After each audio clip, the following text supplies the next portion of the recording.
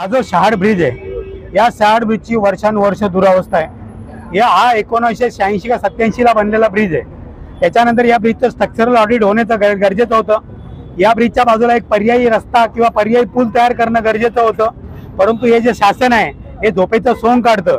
आज जर तुम्ही ब्रिजवर गेलात तर रोज अपघात होत आहेत, लोकांचे हातपाय तुटत आहेत, लोकांना लोक जखमी होत आहेत।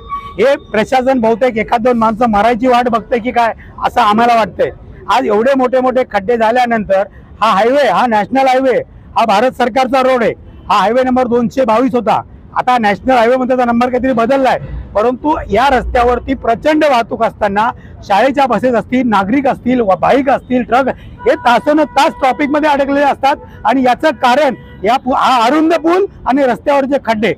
हे लोक टेंडर काढतात, पैसे कमवतात, भ्रष्टाचार करतात, यांचं भलं चाललंय एसीत बसून, पण जो रोज रस्त्यावर मरतोय त्या नागरिकांसाठी कोण भांडणार? त्याला जबाबदार कोण आहे? यांना आम्ही 15 ऑक्टोबर पर्यंतची डेडलाईन दिली आहे। त्यांनी आम्हाला सांगितलं की 15 ऑक्टोबर पर्यंत पूर्ण ब्रिजवरचं मटेरियल काढून तिथं नवीन हे करून आम्ही त्याला पूर्ण ओके करून देणार। जर 15 ऑक्टोबर पर्यंत यांनी ते काम केलं नाही